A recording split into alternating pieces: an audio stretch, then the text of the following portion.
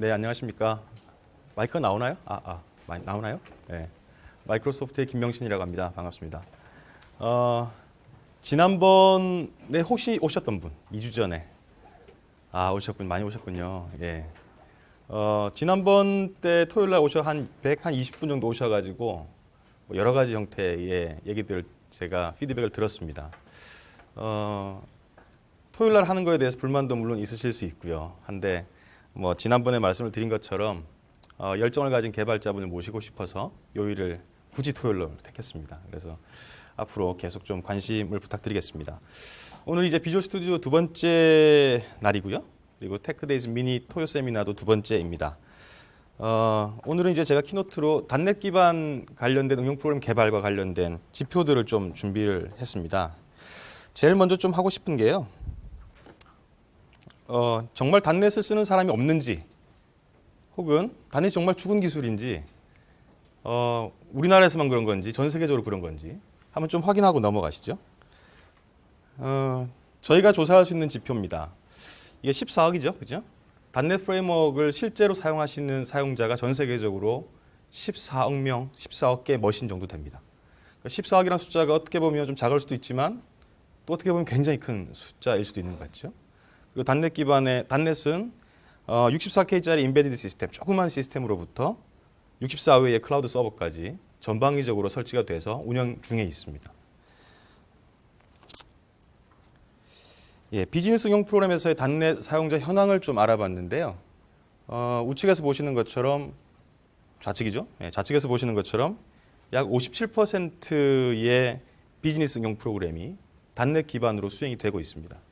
물론 한국 실정이랑 조금 다른 것 같죠, 그죠? 한국 같은 경우는 단넷이 거의 압도적인 것 같습니다만, 우측에 보시면은 단넷 기반의 응용 프로그램이나 자바 혹은 자바 2 등의 기반한 응용 프로그램의 지표들이 좀 나와 있습니다. 살펴보시면 단넷 같은 경우가 대략 한 57%가 되고요. 또 조금 의외인데 자바는 약 한 51% 정도로 실제 전 세계적으로는 자바보다는 단넷이 비즈니스 응용 프로그램의 근간이 되는 시스템으로서는 더 많이 쓰이고 있는 것 같습니다. 예, 사진 찍으셔도 됩니다. 더 놀라운 수치인데요. 웹 어플리케이션 개발 많이 하시잖아요. 그 웹 어플리케이션 개발하실 때 이제 프레임워크나 플랫폼 등을 많이 쓰실 텐데 잘 보시면 PHP가 거의 압도적입니다. 실제로 PHP를 이용을 해서 웹사이트를 구성하시는 분이 약 한 37.74% 정도가 되는 것 같습니다. 단넷 기반은 어떨까요? 한번 보시면 ASP.NET하고 ASP.NET MVC를 포함을 하면 약 25.38% 정도가 됩니다. 작은 숫자가 아니겠죠. 그래서 단연코 탑2입니다. 한국 같은 경우는 이제 자바 기반의 웹서버 개발을 거의 많이 하시는 것 같은데 글로벌하게 한번 수치를 살펴보시면 어디 있나요? 쭉 살펴보시면 J2E 정도를 볼 수 있을 텐데 한 4% 남짓밖에 되질 않습니다. 그래서 글로벌하게 본다 그러면 자바 기반의 웹 어플리케이션 개발보다 실제로는 PHP나 단넷 기반의 ASP.NET 기반의 웹사이트 개발이 훨씬 더 많이 되고 있다라고 볼 수 있을 것 같습니다.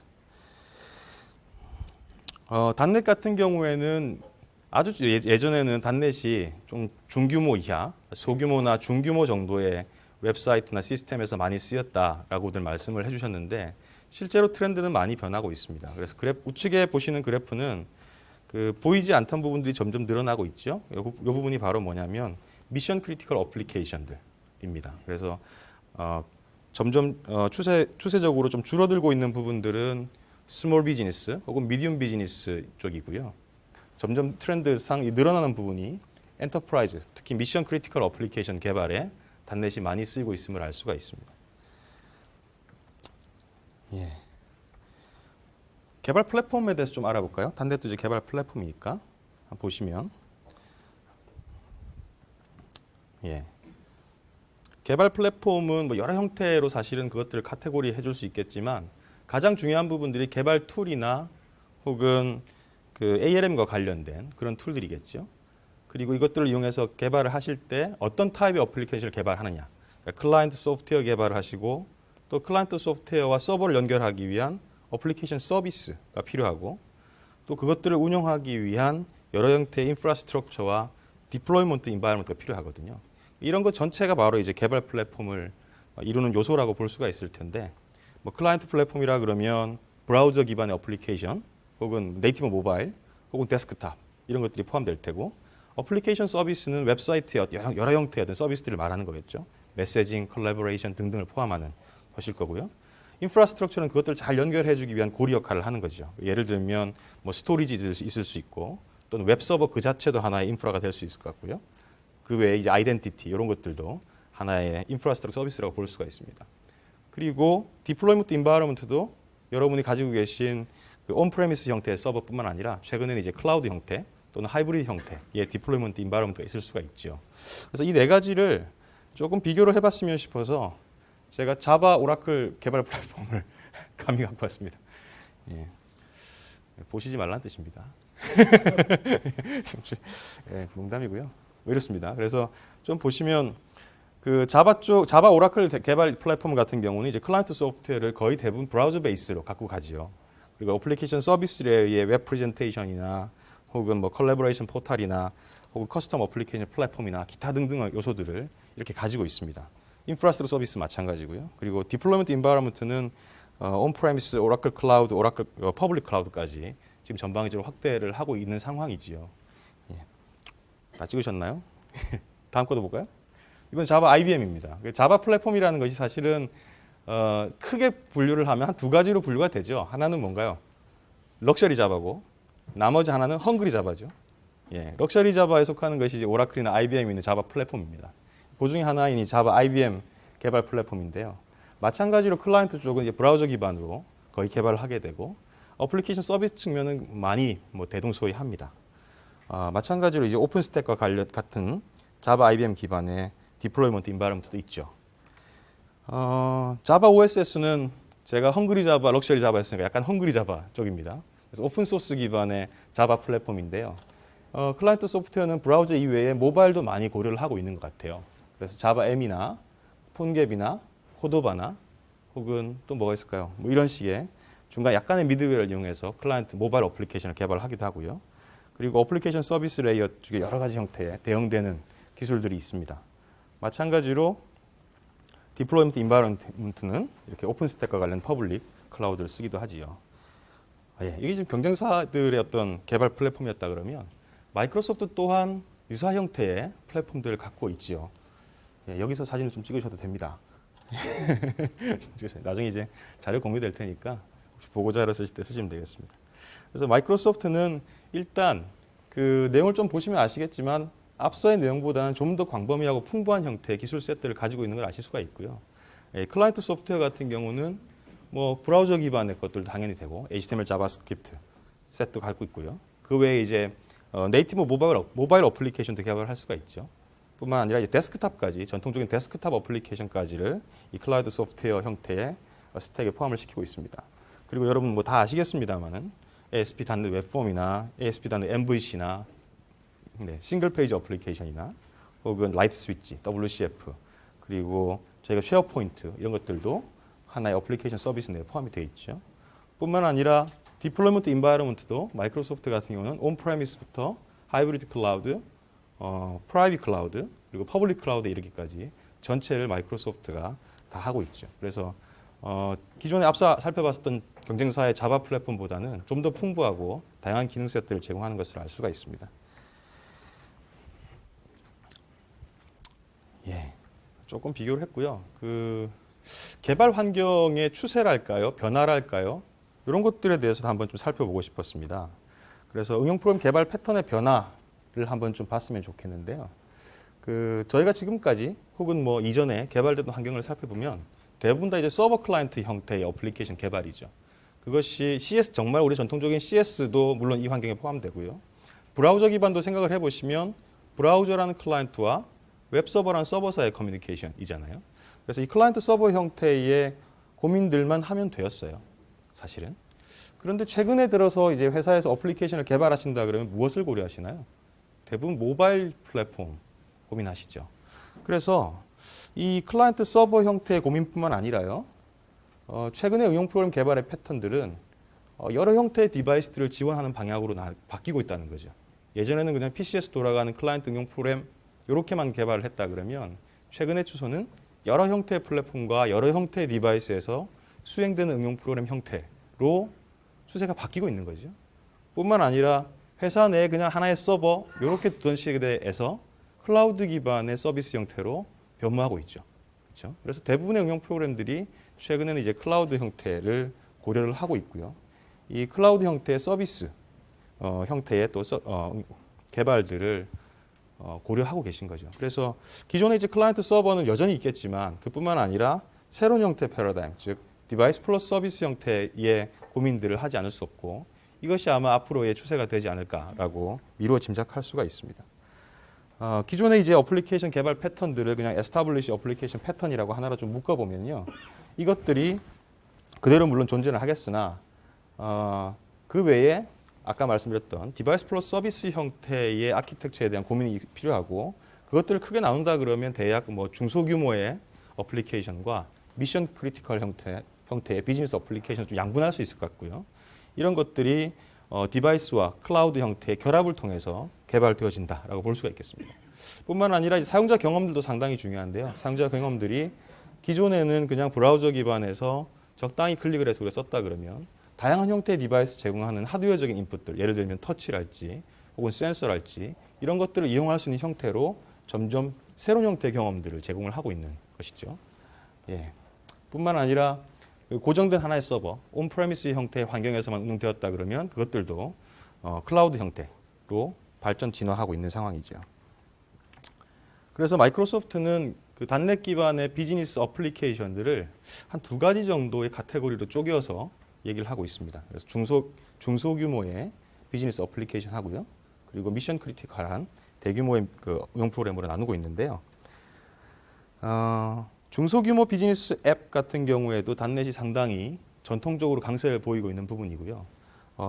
포리스터에서 나온 자료에 의하면 이 마이크로소프트에서 제공하는 단넷이 중소규모의 앱을 개발하는 데는 최적화된 플랫폼이다 라고 말을 하고 있습니다. 그 이유는 두 가지의 큰 팩터에서 그 얘기를 하는데요. 첫째는 뭐냐면 생산성입니다. 그러니까 마이크로소프트의 기술이 너무 어려워서 진입하기 어렵다는 분은 많이 안 계신 것 같아요. 두 번째는 굉장히 쉽게 시작을 할 수 있다는 거죠. 예. 이것이 또 큰 장점일 수 있을 것 같습니다. 굉장히 많은 지표들이 있는데 제가 이제 중소규모 비즈니스 앱의 장점들만 앱을 이제 단넷으로 개발했을 때 장점들만 쭉 나열을 해봤습니다. 요중에 이제 장점 중에서도 더 중요한 거는 노란색으로 좀 표시를 했는데요. 첫 번째는 이제 빨리 개발해서 시장에 진입할 수 있다는 것이고 시작하기 쉽다는 것이고 예, 그리고 비주얼 스튜디오와 같은 강력한 툴을 제공을 하고 있죠. 그래서 많이들 안드로이드나 이런 이제 다른 플랫폼들을 하실 때 이클립스 이런 거 많이 쓰시잖아요. 근데 기존에 이제 비주얼 스튜디오 쓰시다가 이클립스면 전부 다 이제 한숨을 짓고 어떻게 하면 비주얼 스튜디오를 다시 쓸 수 있을까 이런 얘기들을 또 하시더라고요. 그래서 마이크로소프트는 강력한 툴, 비주얼 스튜디오 같은 IE 도구가 있고 뿐만 아니라 비주얼 스튜디오가 또 다양한 형태의 ALM 모델을 제공을 하고 있죠. 팀 파운데이션 서버를 중심으로 한 여러 형태의 인바이러먼트 제공을 하고요. 뿐만 아니라 최근에 이제 비주얼 스튜디오 온라인까지 제공을 함으로써 좀 더 복잡한 클라우드 환경과 같이 결합된 형태의 개발 환경을 경험하실 수가 있습니다. 예, 또 하나의 장점은 온프레미스와 클라우드 형태의 응용 프로그램을 개발을 할 때 다른 툴을 쓴다거나 다른 기술을 쓰지 않고요. 동일한 형태의 랭귀지와 동일한 형태의 플랫폼과 동일한 형태의 툴을 이용을 해서 오가면서 개발을 할 수 있다는 거죠. 여러분이 개발하신 온프레미스 어플리케이션을 클라우드에 크게 변화하지 않고 올릴 수 있고요. 개발 환경 또한 비주얼 스튜디오를 이용해서 같이 개발을 하실 수가 있죠.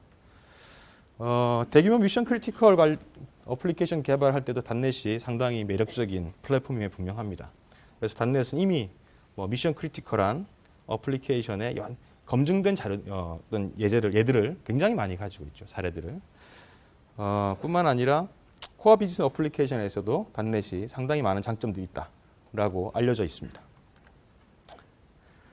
대규모 미션 크리티컬 앱에 있어서의 단넷이 가지는 장점들은 이러이러한 내용들이 있겠습니다. 여기서 이제 노란색으로 표시해 부분만 좀 보시면 될 것 같고요. 예, 이런 장점들이 있다는 거죠. 그리고 뿐만 아니라 이제 앞서 이제 개발 환경과 관련된, 이건 이제 마지막에 보여드려야 되는데, 예, 개발 환경과 관련돼서 이러이러한 장점들이 있다 그러면 최근에 이제 ALM이나 인프라스트럭처나 오퍼레이션 관련돼서도 단넷이 다양한 형태의 장점들을 가지고 있죠. 예, 뭐 여러분이 아마 ALM과 관련된 툴을 한번 접해보셨다 그러면 팀 파운데이션 서버가 제공해주는 다양한 형태의 기능 셋들이 정말 강력하고 응용 프로그램 개발에 있어서 반드시 필요한 부분이라는 것을 아실 수 있을 겁니다. 특히나 이제 ALM 툴인 TFS 같은 경우는 여러분이 개발 환경뿐만 아니라 테스트, 빌드에서도 전부 다 기능 셋을 갖고 있거든요. 그래서 마이크로소프트가 최근에 얘기하고 있는 데브옵스 시나리오에 가장 적합한 형태의 툴들을 제공을 하고 있습니다. 그래서 여러 형태의 그 내용들이나 분석 지표들을 보면 이 단넷 프레임워크 자체가 시장에서 여전히 강세에 있고 다양한 분야에 있어서 새로운 혁신을 이루고 있다는 걸 쉽게 아실 수가 있고요. 실제로 이제 비근한 예 하나를 들어드리면 자바 플랫폼의 자바 랭귀지와 마이크로소프트의 C# 정도의 랭귀지를 1대1로 좀 비교를 해볼 수가 있을 텐데요. 기술 스펙이나 내용들을 좀 살펴보시면 실제 C# 언어가 자바 랭귀지보다 훨씬 더 빠른 형태의 혁신을 이루고 있고요. 그 C샵의 강력한 기능들이 역으로 자바나 C++ 등에 영향을 주고 있음을 아실 수 있을 겁니다. 대표적인 예로 C샵 5.0에 포함된 Async Await 같은 것들은 C++의 표준 규격에도 영향을 주고 있죠. 그래서 C++에 아마 14이나 16 정도의 C샵에서 구현했었던 비동기 관련된 것들이 들어갈 것으로 보입니다. 자바도 마찬가지로 C샵에서 신규로 구현했던 기능 셋들을 따라오면서 계속해서 팔로우를 하고 있죠. 하지만 최근에 이제 여러 역학적인 구조 때문에 자바 랭귀지 자체의 발전은 조금 더딘 느낌이 있습니다. 그래서 오늘 아마 김태형 부장님 세션을 통해서도 그렇고 박중석 과장님 세션을 통해서도 그럴 텐데 ALM과 관련된 강력한 기능과 새로운 모던 어플리케이션 개발을 위한 플랫폼으로서의 비주얼 스튜디오와 TFS 그리고 웹 어플리케이션 개발 플랫폼으로서의 비주얼 스튜디오나 C샵 랭귀지의 강점을 남은 시간 동안 살펴보시고 공부하고 가셨으면 좋겠습니다. 감사합니다. 네.